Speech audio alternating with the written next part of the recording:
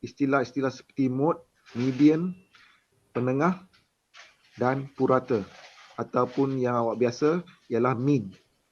Okay. Kemudian kita ada ukuran serakan, okay, ataupun variance, okay, yang melibatkan julat, varian dan sisian piawai. Okay. So semua istilah ni awak akan jumpa dalam buku-buku statistik dan juga dalam artikel yang awak telah pun gunakan, okay, untuk buat review tugasan ketiga. Okay. So saya tak akan mainkan video, saya akan lampirkan video ni so awak boleh faham dengan lebih jelas lagi berkaitan dengan ukuran kecenderungan memusat dan juga serakan. Okay. Pertama sekali ialah kita pergi ke ukuran kecenderungan memusat. Okay. Apakah yang dimasukkan dengan memusat? Maknanya sesuatu yang dapat mewakili sekumpulan skor. Okay, so ini ialah istilah statistik. Okay, so apakah yang dimasukkan dengan pertengahan? Maknanya dia mewakili lah. Okay, satu angka ataupun satu skor yang mewakili sekumpulan skor-skor yang lain dalam sampel ataupun populasi yang sama. Okay, so itulah skor yang kita gunakan untuk mewakili kumpulan tersebut dan membolehkan kita buat perbandingan, hubung kaitan, okay, dengan skor kumpulan yang lain. Okay. So kita mulakan dengan mode. Apakah itu mode? Okay. Paling mudah ialah, okay, kekerapan sesuatu skor yang paling banyak, okay, ataupun frekuensi skor yang paling kerap, itu ialah mode. Cuma apabila kita kirakan mode, okay, kekurangannya ialah kita tidak dapat gunakan untuk membuat sebarang analisis lanjutan. Kita hanya dapat tahu bahawa, okay, ialah yang paling banyak. Seperti kalau contoh, okay, saya belum analisis lagi jawapan kuis. Rasa-rasa semua luluslah sebab senang. Okay. So contoh mode untuk keputusan kuis malam ialah 6. Okay. So paling ramai pelajar mendapat skor 6. Apa maksudnya 6? Okay. Semalam 20 soalan saya berikan. Setiap soalan hanya membawa setengah markah. Sekiranya awak dapat 12/20, 12 daripada 20 soalan itu betul, okay, maknanya, okay, kita bahagi 2. Jadi skor awak ialah hanya 6/10. Sebab pemberatan kuis ialah 10%. So sekiranya, okay, bila saya dah analisis, okay, didapati bahawa paling ramai pelajar mendapat 6. So maka mode untuk skor kuis semalam ialah 6. Okay. So senang saja apabila saya dah dapatkan senarai keputusan, dah kirakan jawapan yang betul, okay, saya akan hanya kirakan berapa ramai yang dapat markah yang sama. So paling ramai ialah contohnya 6, maka itulah mode dia. So data tu kita kena susun secara ordinal. Okay. Skor paling tinggi sehinggalah skor paling rendah. Daripada situ kita boleh kira, okay, berapa ramai yang dapat skor 6. Okay. Seterusnya kita pergi ke median. Okay. Iaitu satu lagi. Okay. Ukuran untuk kecenderungan memusat. Apakah itu skor median? Okay. Median di mana dalam bahasa Melayu ialah penengah lah. Okay. Skor yang dapat membahagikan, okay, sekumpulan skor kepada 2, okay, secara simetri. So kalau sekiranya kita ada 34 ke 33 orang, okay, so penengah dia ialah apa? Okay. So itu ialah median. Dia lebih kurang sama dengan mode, tak boleh nak digunakan untuk apa-apa. Okay. Data dia hanya ordinal. Okay. Cuma ia uh, lebih baik daripada mode. Okay. Ia boleh gantikan skor median ini, boleh digantikan untuk apabila kita gunakan ujian statistik non-parametrik. Okay. So dalam kuliah yang akan datang pada 2 minggu dari sekarang, okay, kalau sekiranya apabila kita gunakan ujian non-parametrik, okay, kita akan gunakan ukuran median. Tapi untuk hari ini kita akan tumpukan kepada ujian parametrik. Okay. So itu kita akan tumpukan perhatian kepada ukuran ini, iaitu purata. Okay. So apakah itu purata? Saya rasa ini ialah paling asas. Okay. Dalam matematik pun kita dah belajar apabila kita buatkan skor untuk keputusan peperiksaan pelajar kita pun kita dah gunakan apakah yang dimaksudkan dengan purata. So secara statistik inilah secara matematik bagaimana nak kirakan purata. Kita ambil contoh dalam ujian segak, salah satu ujian iaitu ujian lompat jauh berdiri untuk pelajar tahun 6. So kita ambil sekumpulan sampel. Inilah skor-skor yang telah pun diperolehi oleh pelajar sekolah cikgu.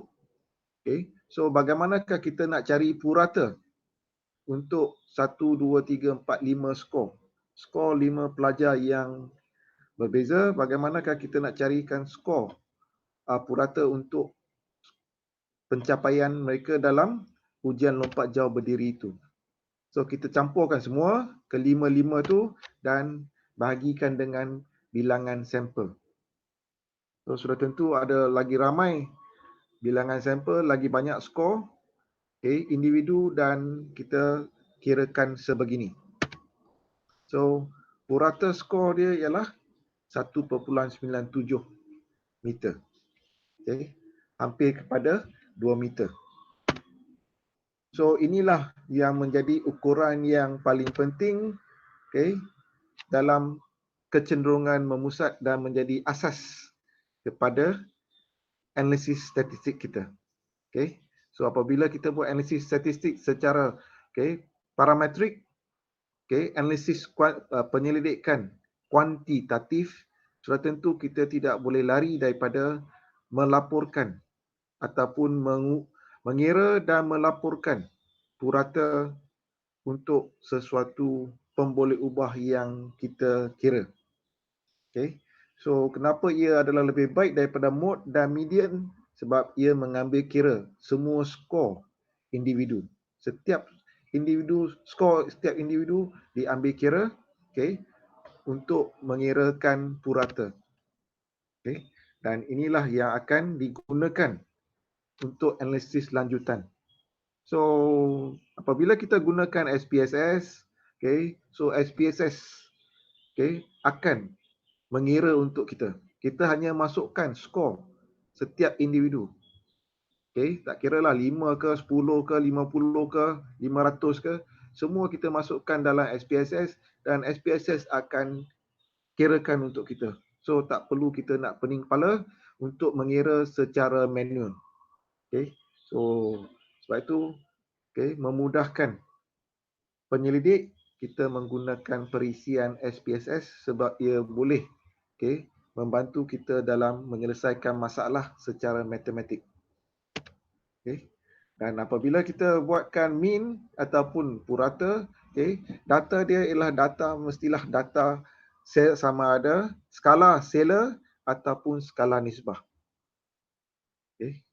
So bukan bilangan yang dalam data ordinal ataupun data nominal. Seperti contoh, bilangan pelajar lelaki dan perempuan dalam kelas. Kita tak boleh nak katakan purata. Bilangan pelajar lelaki ialah 6 ataupun 6.5. So 6.5 tu memang tidak logik lah. Tak ada maksud 6.5 orang pelajar lelaki. So skala yang kita boleh laporkan purata ialah data yang boleh kita laporkan secara purata, mestilah data tu skala dia sama ada scalar ataupun nisbah. Okay. So dalam analisis statistik nanti, okay, so analisis statistik ujian parametrik sama ada kita buat ujian korelasi ataupun ujian perbandingan, okay, mereka hanya akan menggunakan perbandingan ataupun hubung kaitan nilai purata saja. Sekiranya dalam analisis statistik menunjukkan tiada perbezaan ataupun tiada hubungan antara dua ataupun lebih pemboleh ubah, okay, maka tiadalah. Okay. So tolong jangan buat kesilapan. Analisis statistik telah pun melaporkan bahawa tiada perbezaan antara dua purata, okay, dua kumpulan, purata untuk dua kumpulan. Okay. Jangan buat kesilapan masih lagi nak laporkan, oh purata kumpulan satu lebih tinggi daripada purata kumpulan dua. Okay. Ya, walaupun purata kumpulan satu lebih tinggi, lebih besar, okay, ataupun lebih kecil daripada purata satu lagi kumpulan, sebaik saja analisis statistik kita telah pun menunjukkan ataupun melaporkan bahawa tiada perbezaan secara signifikan, maka tiadalah. Okay.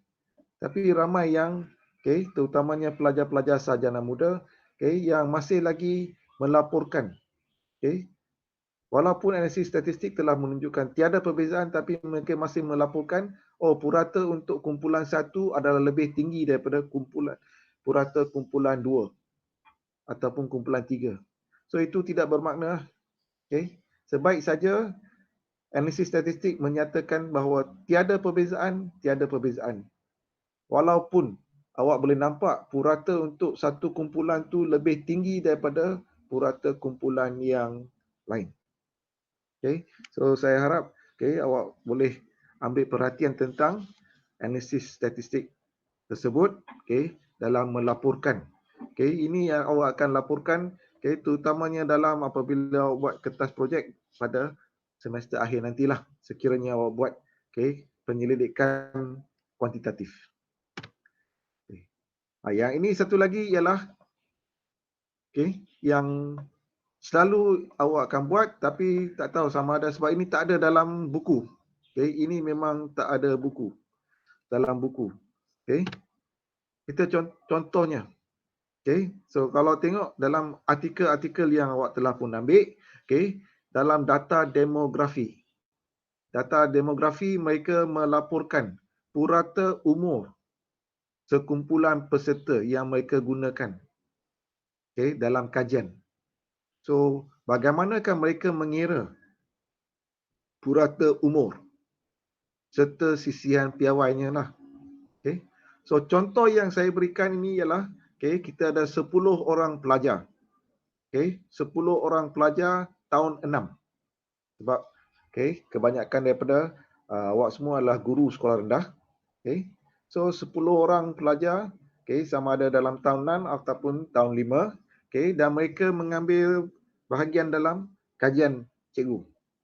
Okay. So data demografi sudah tentu kita perlu masukkan tarikh lahir mereka. Okay. So awak boleh tengok tarikh lahir mereka ialah, okay, lebih kurang 12 tahun daripada mereka lahir pada tahun 2010. So, okay, betulkan saya kalau saya silap.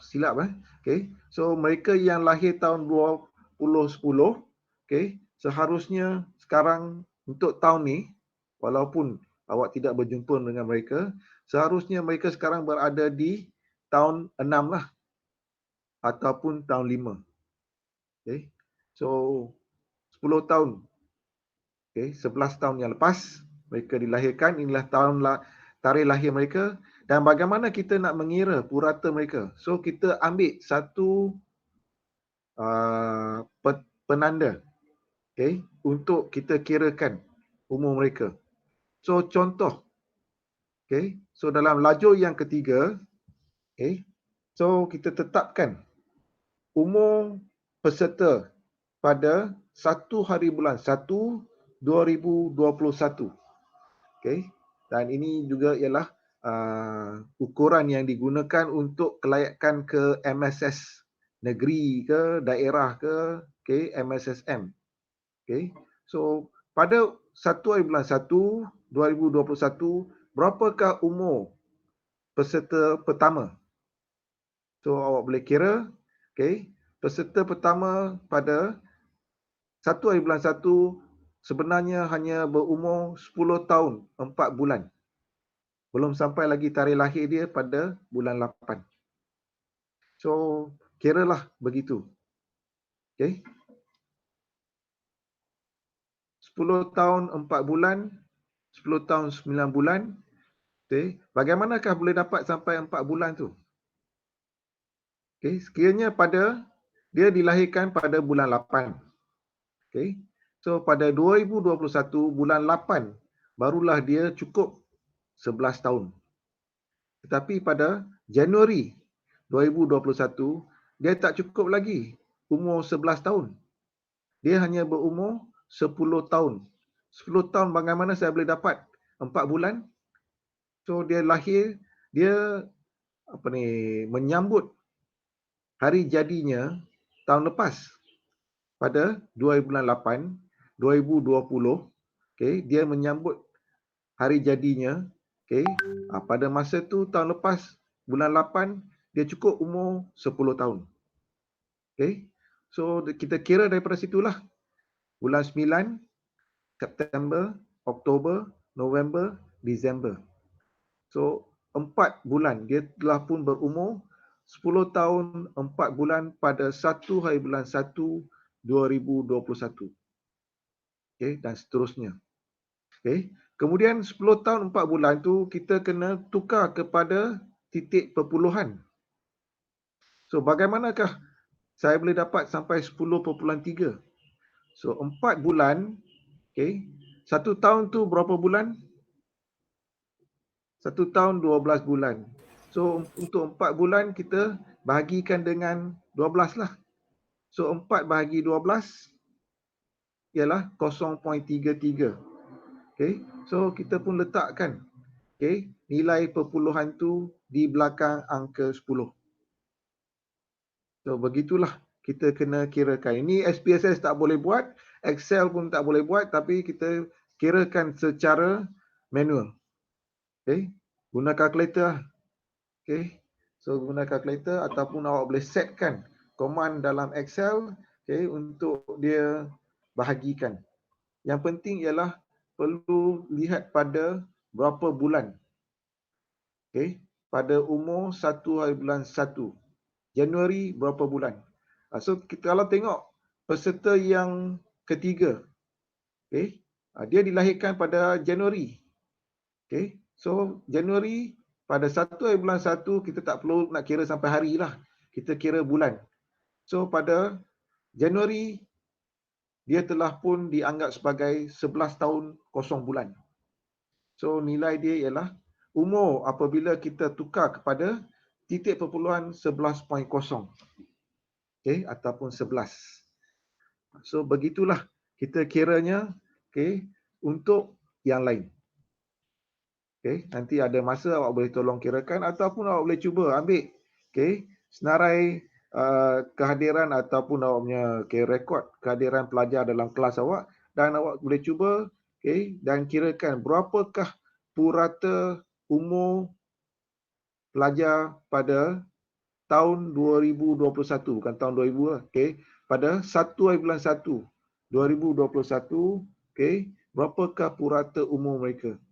So sama ada, ini bila awak dah masukkan nilai dalam titik perpuluhan ke dalam SPSS, SPSS akan kirakan untuk awak purata dan juga sisian piawai.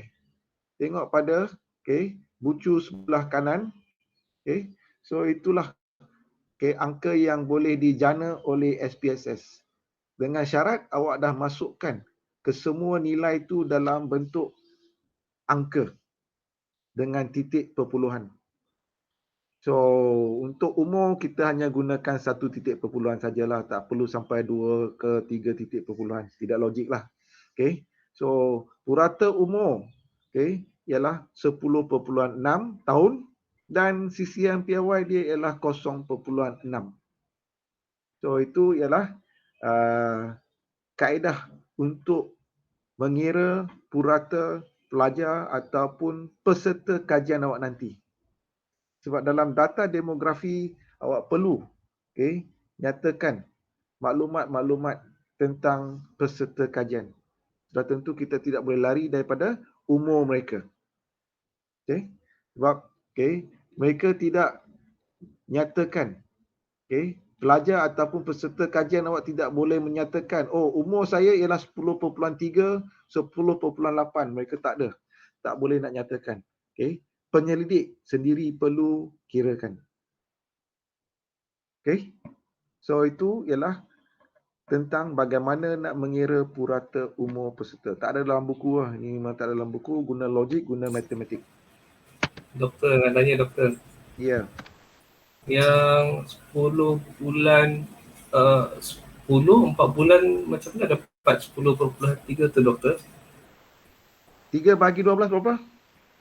3 bagi 12, 4. Kalau 4, betul-betul 4 lah. 3 bagi 12, 4. 12 bagi 3, 4. 3 bagi 12, kalau betul-betul 4. 3 mana ada 4? Oh, sorry. Balik. 3 bagi 12. 0.25. 0.25 kita hampirkan kepada 1 titik perpuluhan. Oh, okey. Bundar kepada 1 titik perpuluhan lah. Ya, bundarkan kepada 1 titik perpuluhan. So jadi 0.3 lah. Okey, thank you. Ada lagi apa-apa soalan? Dr. Jeb, boleh tak? Ya. Saya nak tanya, peserta nombor 4 tu, macam mana boleh dapat 11.8 ni? Saya 10 tahun 2 bulan. Sebab dah 10 tahun. Oops, sorry. Dia 2009, dia hanya 9 tahun. 9 tahun 2 bulan, tak dapat sampai 11.8. Dia ada sedikit kekiraan. Sorry. Kalau 2009, maknanya dia ialah 11 tahun. Okey, 11 tahun 2 bulan. Saya lupa. So kalau dia hanya 2 bulan, 2 bahagi 12 lah.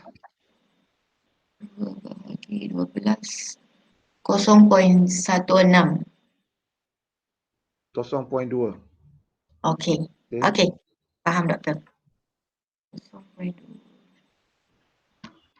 Alright, so boleh awak cuba. Yang ni awak hanya akan buat dalam masa awak menyiapkan kertas projek pada sem akhir sekiranya awak mengambil peserta kajian awak seperti pelajar sekolah awak ataupun sekumpulan atlet, data-data demografi yang perlu dilaporkan. Jangan laporkan julat. Ada yang melaporkan julat. Mereka julat umur mereka antara 11 hingga 13 tahun. So itu tak bermakna. Sebab tu saya kata setengah artikel yang tidak disaring, tidak dinilai dengan betul, mereka hanya menggunakan julat umur peserta kajian sebab mereka tidak dapat mengira. Kalau awak cari artikel yang ada dalam artikel yang diterbitkan dalam jurnal-jurnal berkualiti, sudah tentu julat umur ni tidak boleh dilaporkan tanpa ada nilai purata dan CCM piawai. So sebab tu saya kata minta awak carikan artikel yang berkualiti lah. Tapi kalau awak tak berupaya untuk khusus ni, saya pun tak boleh nak buat apalah. Cuma dalam kertas projek awak nanti lah. Kertas projek awak nanti, dia macam mini tesis lah. Bukan tesis lah. Tolong jangan gelarkan kertas projek awak sebagai tesis sebab ia tidak sampai ke tahap tesis. Tesis bermaknanya awak perlu mempertahankan cadangan penyelidikan awak berhadapan dengan panel. Seterusnya apabila dah siap, awak perlu juga mempertahankan keseluruhan tesis awak. So itulah mempertahankan secara lisan, kita katakan sebagai ia adalah viva. So bila awak melalui viva, proses viva, then maka ia adalah dipanggil sebagai tesis lah. So untuk awak, program pesisir ni taklah sampai begitu, ia hanya adalah kertas projek. So walau bagaimanapun, awak perlu siapkan lebih kurang macam tesis, format dia adalah sama, ada bab 1 hingga bab 5. Itu saya rasa Dr. Azianti dah maklumkan pada awak kan. So kalau awak buat penyelidikan kuantitatif, sudah tentu awak perlu laporkan purata dan sisihan piawai. Right, sekarang kita pergi ke serakan. Tadi ialah memusat, sekarang kita pergi serakan. Inilah apa yang saya katakan, nilai yang mewakili serakan, berapa jauh sesuatu ataupun julat sesuatu set skor. So ini yang saya maksudkan, julat dia ialah maklumat tentang berapa sebarnya sesuatu skor dalam data tersebut. Sekali lagi, so kita masukkan skor tertinggi hingga skor terendah. Ataupun contoh tadi ialah julat umur peserta kajian tadi ialah antara 10 tahun hingga 12 tahun. So julat tu tidak memberi sebarang petunjuklah yang kita dapat gunakan untuk analisis yang seterusnya. So julat ialah satu skor untuk ataupun satu ukuran untuk serakan. Keduanya ialah variant. So variant ialah berapa jauh serakan sesuatu skor dari purata skor. So sekali lagi, variant ni, istilah variant ni nanti akan gunakan dalam analisis statistik. So untuk setakat ni awak hanya perlu tahu ialah apa maksudnya variant, berapa jauh sesuatu skor dari purata sesuatu skor. Ia boleh jadi lebih jadi kurang daripada purata ataupun lebih daripada purata. Nilai dia boleh jadi negatif ataupun positif. So sekali lagi, tidak banyak digunakan. Yang akan digunakan ialah sisihan piawai. Ukuran serakan yang digunakan dalam analisis statistik ialah sisihan piawai. So akronim dia ialah, kalau dalam bahasa Melayu ialah SP lah, tapi selalu kita nampak kita gunakan, tulis dalam bahasa Melayu tapi kita gunakan simbol SD. SD tu ialah standard deviation. Sama juga dengan purata. Purata tu kita simbol dia ialah sepatutnya ialah P, tapi kita dah biasa semua menggunakan M italic. So M italic tu ialah mean. Tapi oleh kerana terlalu biasa digunakan, maka semua pun menerima penulisan dalam bahasa Melayu. Purata tu kita gunakan simbol M condong, dan sisihan piawai kita gunakan simbol SP ataupun SD. Terpulang pada penilai awak lah. Kalau dia kata tak apalah kita guna M dengan SD, M dengan SD lah. So apakah itu nilai sisihan piawai? Ini ialah sama seperti dengan purata. Dia dilaporkan dalam analisis statistik, data demografi, data deskriptif, laporan dapatan kajian kita mesti melaporkan kedua-dua purata dan sisihan piawai. So artikel yang awak dah ambil, so apabila awak laporkan dapatan kajian, perlu laporkan kedua-dua purata dan sisihan piawai. Sebab tu kalau artikel tu berkualiti, maka semua jawapan ada dalam artikel tersebut. Kalau tak ada, awak perlu kirakan dan awak perlu carikanlah. Baca di antara baris. So, sama. Apakah itu SP ataupun sisian piawai? Ia memberi gambaran tentang berapa jauh skor-skor daripada nilai purata kumpulan tersebut.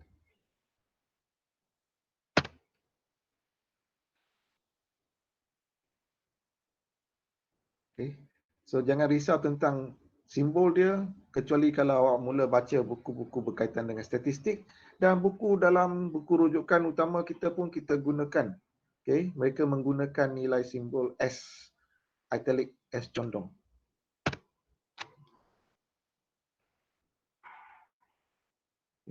So, penulisan dalam artikel, penulisan dalam kertas projek, kita gunakan istilah penulisan ilmiah. Bukan penulisan dalam blog, bukan penulisan dalam telegram ataupun penulisan dalam surat khabar. Penulisan ilmiah memerlukan awak menulis mengikut format-format tertentu. So kita boleh tulis dalam bentuk ini, di mana purata dia ialah berapa nilai, dan semikolon menulis nilai sisian piawai. Ia mesti berpasangan. Cara untuk menulis ni ialah sebegini, mengikut format APA, ataupun awak boleh menulis dalam bentuk begitu. Campur tolak. Nilai campur tolak itu melambangkan sisihan piawai untuk skor tersebut. So setengah artikel. So awak akan dapat setengah artikel sebab format dia mengikut format jurnal. Kalau jurnal kata sila bentangkan ataupun sila tulis nilai purata, nilai angka purata dalam bentuk begini, so ikutlah. Sama ada tulis campur tolak ataupun SP ataupun SD. Itulah cara untuk menulis sisihan piawai. Ada apa-apa nak tanya setakat ni? Alright, so lebih jelas lagi ialah tengok pada video. So sambil-sambil awak rehat ataupun masa lapang boleh tontonkan video yang berkaitan dengan ukuran kecenderungan memusat dan juga serakan. Next kita pergi ke sela keyakinan ataupun confidence interval. Confidence interval, simbol dia ialah CI. Confidence interval. Ini dalam sarjana muda, ramai yang tak gunakan. Tapi kalau awak tengok dalam artikel sama, artikel dalam jurnal-jurnal yang berwasit, jurnal-jurnal yang lebih baik, mereka akan laporkan nilai sela keyakinan. Di mana mereka akan tulis CI 95%, ada dua nilai. Julat antara satu nilai dengan satu nilai yang lain. So nanti bila awak semak, semua ni ialah untuk membantu awak lebih memahami apa yang ditulis dalam artikel.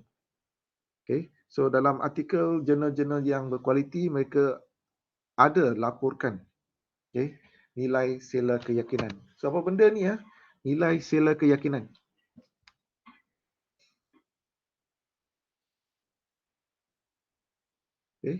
Ia menunjukkan di manakah purata skor kita berada pada aras 95% ataupun 99% aras keyakinan. So kalau kita buat SPSS nanti, secara automatik SPSS akan laporkan confidence interval tu pada aras 95%. Sebab secara default SPSS telah pun menetapkan aras keyakinan pada 95%. Okay.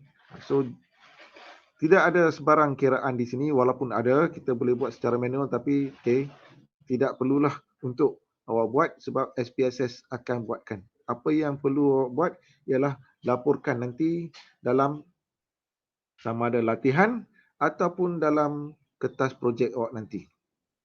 So hanya sekadar ni kita nak laporkan tentang, nak menerangkan apakah yang dimaksudkan dengan CI tu. So ia memberi gambaran terhadap purata sesuatu populasi yang kita kaji, dan bagaimanakah kita kirakan, ialah begitulah. So daripada situ awak boleh tengok julat sila keyakinan. Sekiranya julat sila keyakinan itu kecil, maka purata tu yang kita dapati, sampel yang kita dapati, ia lebih tepat untuk mewakili sesuatu populasi. Sekiranya confidence interval julat dia besar, maka purata sampel kita akan ditakrif ataupun ditafsir sebagai ia kurang kurang sensitif ataupun kurang tepat untuk mewakili purata populasi. Itu saja. Awak boleh baca dan boleh cari dalam artikel awak, sekiranya ada, awak boleh tengok. Purata tu mesti berada di dalam sela keyakinan. Memang ada punya. Dia ada berada di antara sela keyakinan tersebut. So sekali lagi, video tu ada dalam nanti saya akan lampirkan bagaimana nak kirakan ataupun apa maksud confidence interval dalam SPSS.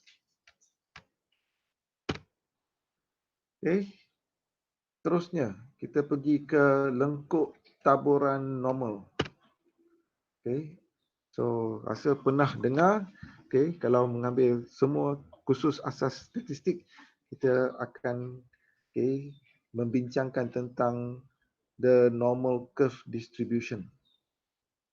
So apakah itu lengkuk taburan normal? Ia menunjukkan taburan skor data daripada kita akan dapat tentang purata dan juga sisihan piawai sesuatu skor. So kita akan tengok apakah yang dimaksudkan dengan lengkuk taburan normal, apa yang dikatakan sebagai lengkuk loceng. Pernah dengar lengkuk loceng ataupun the bell curve?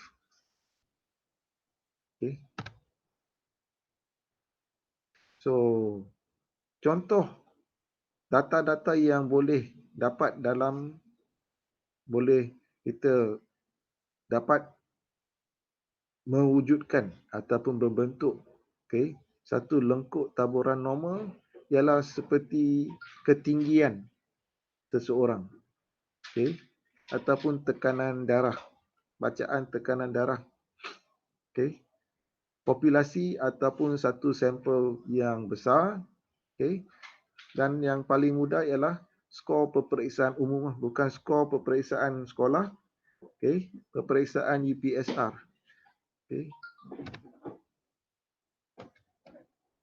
Itu ialah apa yang boleh kita dapat daripada skor dalam satu lengkuk taburan normal. Ini yang dimaksudkan dengan lengkuk taburan normal.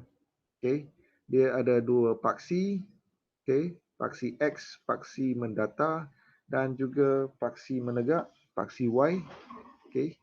Itu ialah dari segi kekerapan. Ini ialah contoh lengkuk taburan normal di mana pada puncaknya penengahnya ialah purata. Bukan kekerapan, bukan mood, tapi purata. Dan dalam lengkuk taburan normal, ketiga-tiga ukuran tu berada di tengah-tengah. Iaitu purata, penengah dan juga kekerapan. mode, median dengan mean semua ada di tengah-tengah.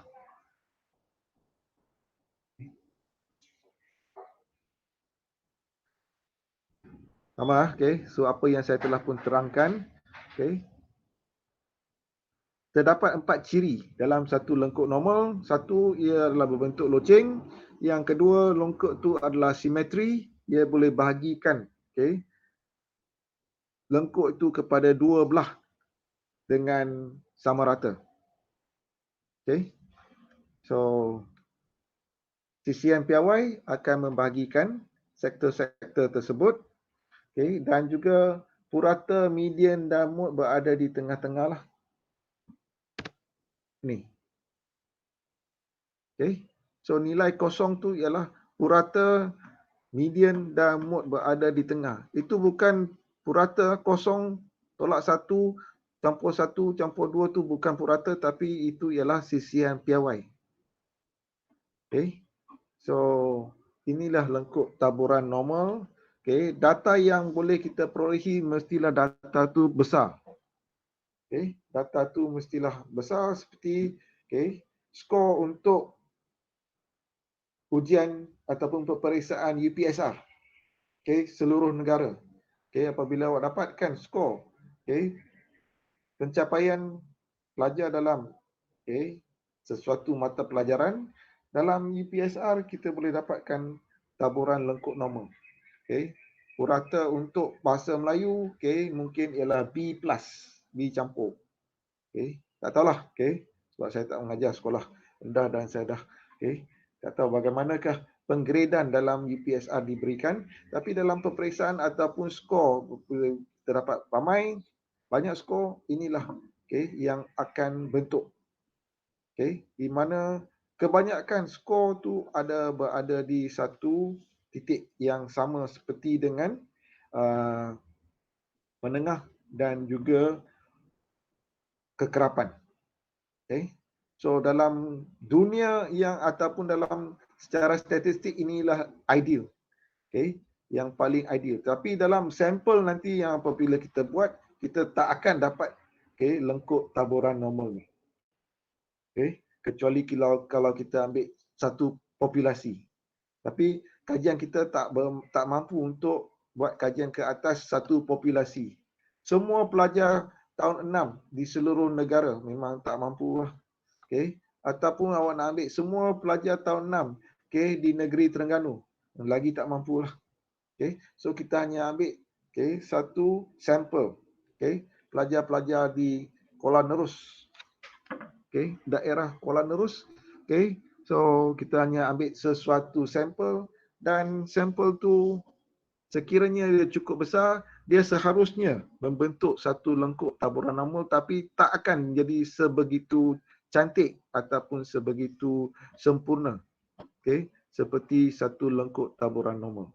Okay, it will happen. Okay. Ini contoh, kita ambil sebagai contoh untuk ketinggian orang dewasa. Okay. Ketinggian purata, ketinggian orang dewasa, okay, di negara kita lelaki ialah, okay, 175 cm, 1.75 meter purata. Okay. So apa yang dimaksudkan dengan purata dan sisian piawai seperti mana yang ditunjukkan. Okay. So serakan dia ialah, okay, kalau satu sisian piawai campur, okay, positif satu sisian piawai, maka purata dia ialah 5 cm, sisian piawai ialah 5 cm, okay. So 180 cm tu mewakili positif campur satu sisian piawai dan seterusnya campur dua sisian piawai. Okay. Begitu juga dengan, okay, tolak 5 cm, maka negatif satu sisian piawai dan negatif dua sisian piawai. Ini yang dimaksudkan dengan nilai purata dengan sisian piawai dalam lengkuk taburan normal. Okay. Ini seperti mana yang saya maksudkan. Okay. Sekiranya pada satu sisian piawai, julat satu sisian piawai, okay. Ini secara matematik ya, so tak perlu awak nak, okay, nak garu kepala ke, nak pening kepala, okay. Nak tanyakan bagaimanakah boleh dapat sampai 68 ataupun 68.26% daripada populasi. Okay. Ini secara statistik telah pun, okay, dikirakan. Okay. So it's called the Gaussian, okay, formula. So tak perlu awak nak tahu, hanya tahu kalau satu sisian piawai, okay, hampir, okay, 69% daripada populasi skor mereka berada dalam julat ini. Okay. Seterusnya awak tengok, okay, ada satu nilai campur tolak 1.96 sisian piawai. Okay. Ini satu nilai angka magic 19.96. Okay. So 1.96 tu merujuk kepada satu jadual yang awak boleh jumpa dalam lampiran ataupun appendix buku-buku statistik. Okay. The magic number of 1.96. Okay. So, apa yang dimaksudkan dengan magic number 1.96? Mengapa mereka menggunakan 1.96? Itu ialah untuk menganggarkan taburan skor 95% daripada populasi. Okay. Skor 95% daripada populasi akan berada dalam julat negatif 1.96 hinggalah positif 1.96 sisian piawai daripada purata. Okay. So, awak boleh nampak angka 95% tu. So, 95% tu juga digunakan untuk analisis ujian statistik parametrik. Okay. So, 95% daripada populasi itu berada di situ. Okay. Hanya ada lagi 5% yang berada di luar dekat bucu-bucu, okay, lengkuk normal tu. Okay. Itu sekiranya sekiranya 95% dalam populasi itu, okay, dalam graf yang besar ni ya, kawasan yang besar ni, okay, maknanya itu ialah taburan untuk populasi. So dengan erti kata itu ialah tempat HO, hipotesis null, yang menunjukkan bahawa saiz sampel kita tak ada beza dengan saiz sampel populasi ataupun purata yang kita dapat untuk sampel kita nanti dalam ujian statistik termasuk dalam 95% daripada populasi. So di sini kita akan dapat, okay, kita boleh menerima hipotesis null kita. Okay. Yang kita berminat ialah di hujung sini. Hujung sini ialah 0.25 dan juga 0.25 di kiri dan kanan. Yang kita berminat sekiranya dapatan kita berada di luar daripada 95% populasi, maka kita hipotesis null dan kita menerima hipotesis alternatif dan kita boleh menyatakan bahawa melalui analisis statistik, okay, kita mendapati bahawa purata sampel kita adalah lain ataupun berbeza daripada purata populasi. Okay. So kalau awak dah tak faham, okay, tak mengapa, cuma nanti kita nak tengok, okay, apakah hubung kaitan lengkuk taburan normal 95% ni dengan ujian statistik yang kita akan gunakan. Okay. So just ingatkan bahawa 95% di sini. Okay. 1.96 SD itu ada dalam buku, dalam jadual taburan normal dengan jadual ujian-ujian dari segi signifikan. So dulu kita perlu gunakan jadual, rujuk pada jadual. Sekarang dah tak perlu, sekarang kita menggunakan SPSS, okay, membantu kita mentakrifkan data kita.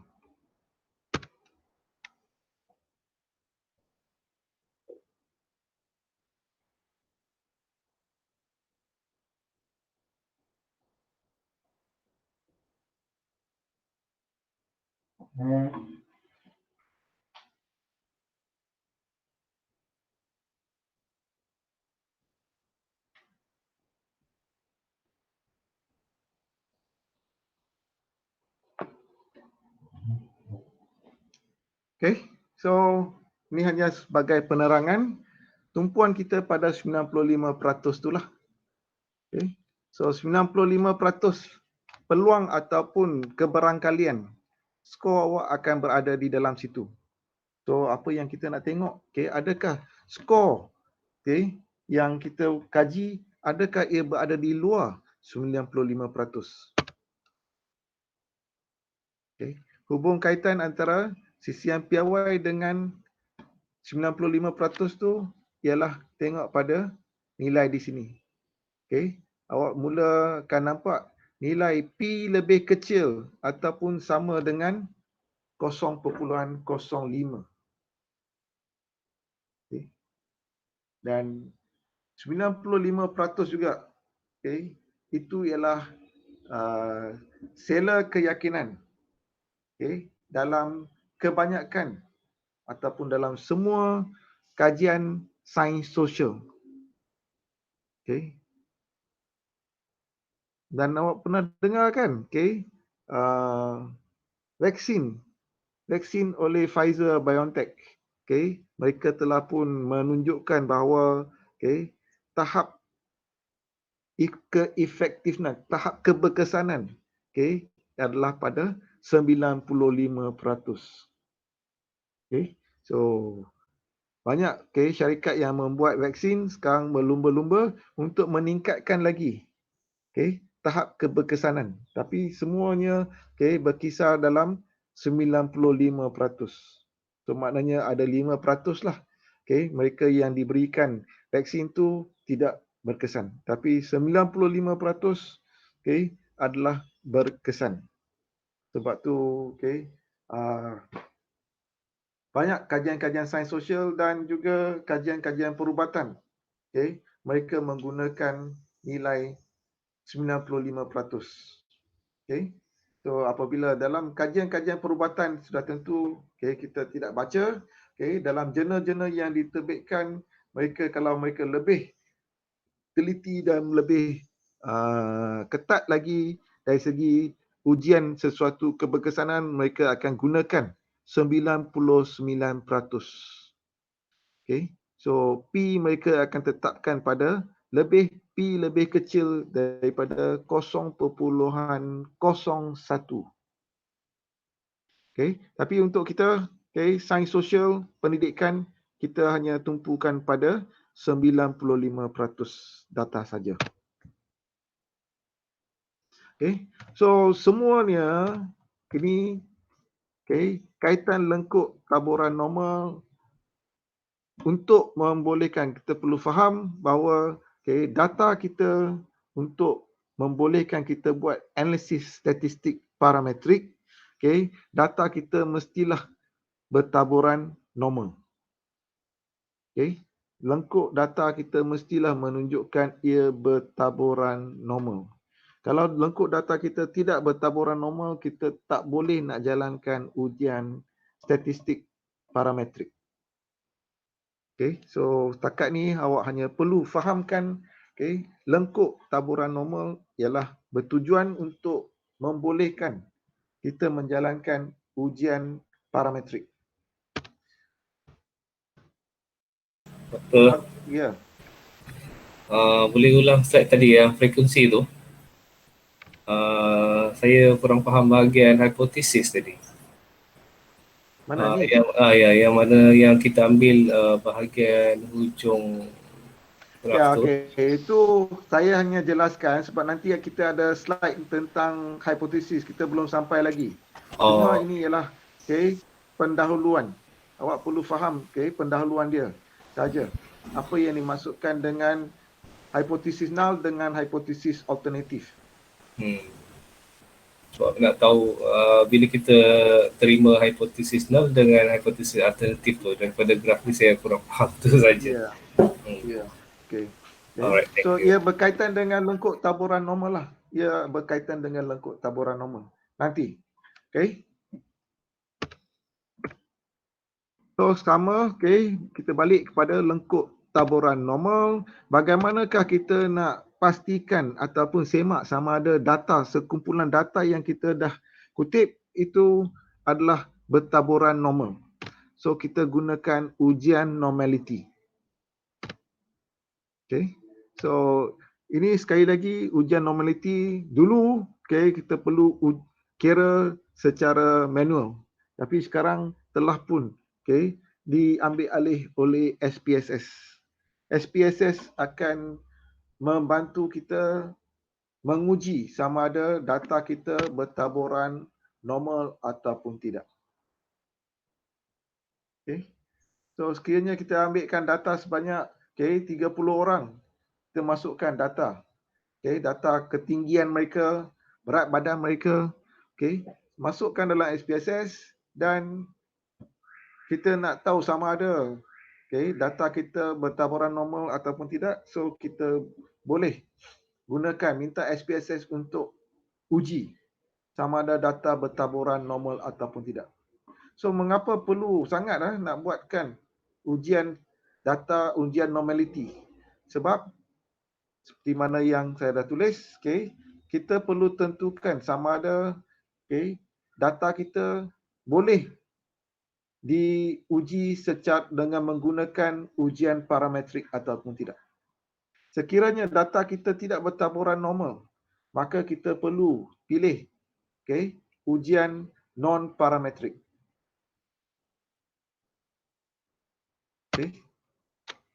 So dalam ujian parametrik dalam SPSS, ia akan melaporkan ada dua ujian yang akan melaporkan data dia. So yang pertama ialah ujian Shapiro-Wilk. So kita boleh tengok sekiranya data kita kurang daripada 50 sampel, so kita baca daripada dapatan ujian Shapiro-Wilk. Kalau data lebih daripada 50, kita boleh laporkan menggunakan Kolmogorov-Smirnov. So ramai yang mungkin tak pernah dengar, tapi kalau awak baca daripada artikel-artikel, saya sempat semak sepintas lalu, artikel-artikel yang telah pun dipilih oleh awak, terutamanya artikel yang ditulis dalam jurnal-jurnal yang berkualiti, mereka ada melaporkan data ujian mereka dengan menggunakan sama ada Shapiro-Wilk ataupun Kolmogorov-Smirnov. So untuk awak nanti, so saya harap terpulang sekali lagi lah pada penyelia. So kalau penyelia kata tolong laporkan dapatan ujian normality awak dengan menggunakan Shapiro-Wilk ataupun Kolmogorov-Smirnov, dan awak tahu apakah itu ujian normality. So ujian itu akan menunjukkan sama ada data awak bertaburan normal ataupun tidaklah. So sekiranya dalam dapatan menunjukkan nilai itu lebih daripada 0.05, maka data awak adalah bertaburan normal. Ini lain daripada ujian parametrik nanti ya. Ini hanya untuk menguji sama ada data awak bertaburan normal ataupun tidak. So kita gunakan ujian Shapiro-Wilk.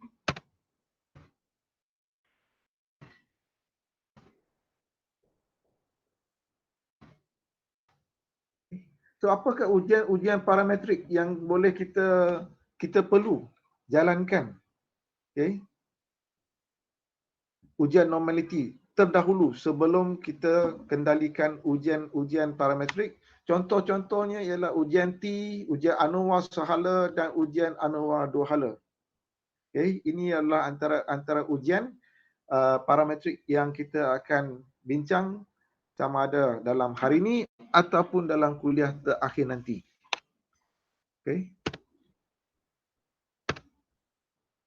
So, okay.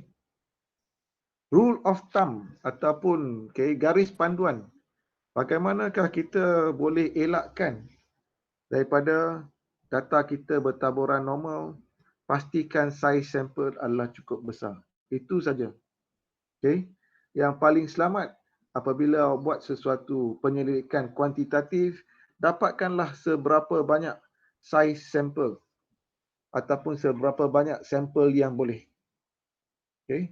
Ada garis panduan dia, ada carta, ada perisian juga. Kita boleh tetapkan berapakah sampel yang diperlukan untuk penyelidikan ataupun kajian sedemikian. Dan kelebihan awak semua berbanding dengan pelajar-pelajar di UPSI apabila mereka nak buatkan penyelidikan, ialah kelebihan awak mempunyai pelajar dalam tangan awak, pelajar sukan ataupun pelajar sekolah, awak sudah pun mencukupi. Kalau tak cukup, ambillah pelajar daripada sekolah berhampiran. So, dari segi sampel, saya rasa tak ada masalah sebab awak adalah seorang pendidik di sekolah. Tak ada banyak karenah untuk mendapatkan kebenaran menjalankan penyelidikan ke atas pelajar sekolah awak. Berbanding dengan pelajar-pelajar universiti ya.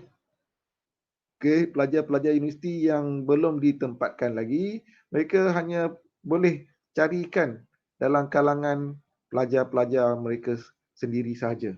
Pelajar-pelajar di sesuatu kampus ataupun dalam sebuah universiti saja. Kalau mereka nak masuk ke sekolah untuk jalankan kajian, banyak karenah, mereka perlu dapatkan kebenaran.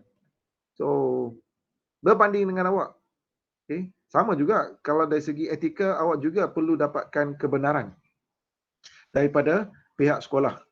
Tapi kurang sikitlah dari segi birokrasinya. Untuk pastikan saiz sampel awak ataupun data awak bertaburan normal, kita gunakan carikan seberapa ramai sampel yang boleh, dan awak selamat.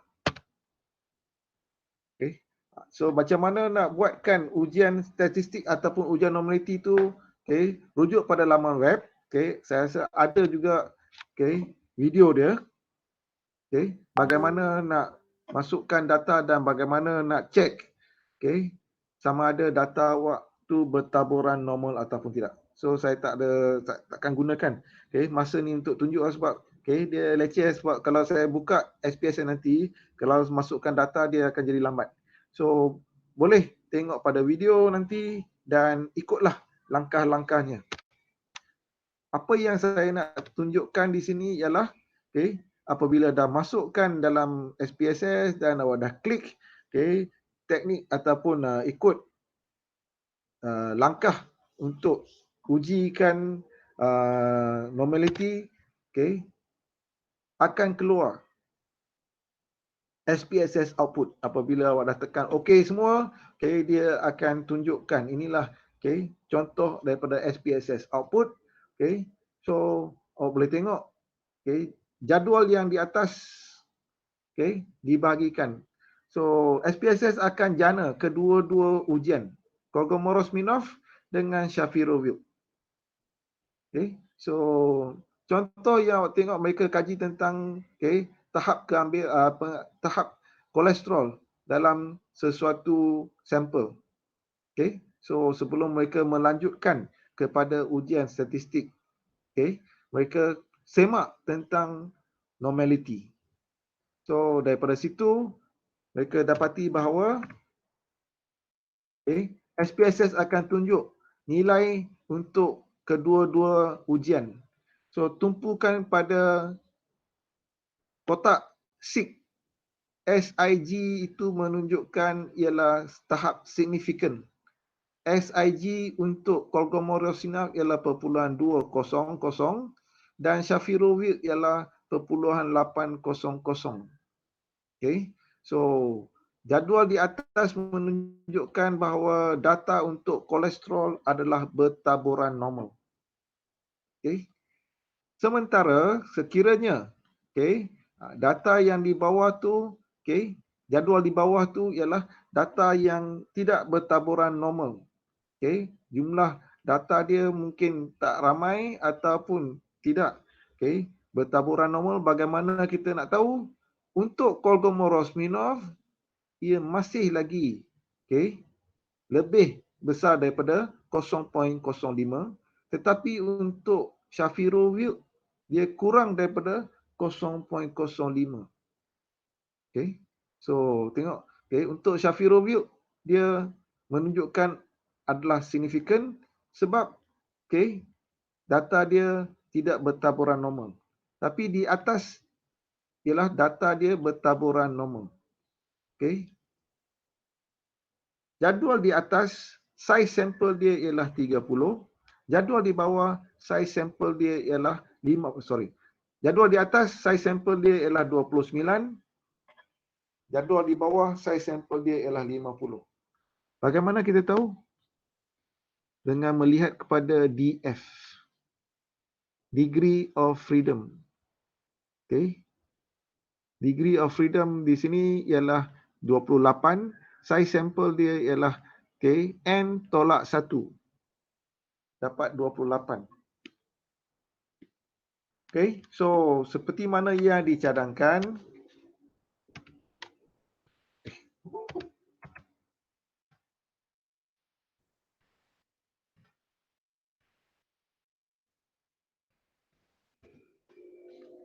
sekiranya saiz sampel ataupun data kita kurang daripada 50 orang, kita baca dapatan daripada Shapiro-Wilk. Sekiranya saiz sampel kita lebih daripada 50, kita baca daripada Kolmogorov-Smirnov. Dan harus teliti kepada nilai P ni lah. Nilai P harus lebih besar daripada 0.05 untuk menganggap data itu adalah bertaburan normal.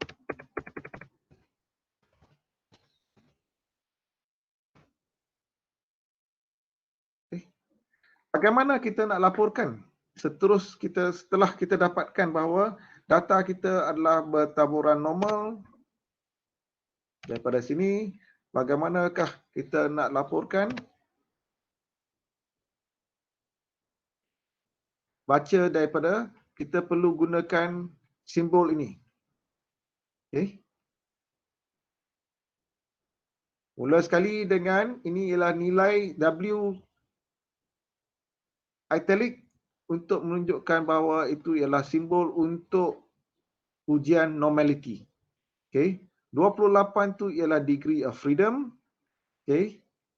Kecilkan, nilai statistik ialah 0.98. So kita bundarkan kepada 2 titik perpuluhan dan kita perlu laporkan P adalah lebih besar daripada 0.05. So format penulisan yang bermakna dan mengikut APA ialah seperti di bawah lah. Ujian normality menggunakan Shapiro-Wilk menunjukkan bahawa data adalah bertaburan normal. So itulah cara kita menulis untuk ujian normality.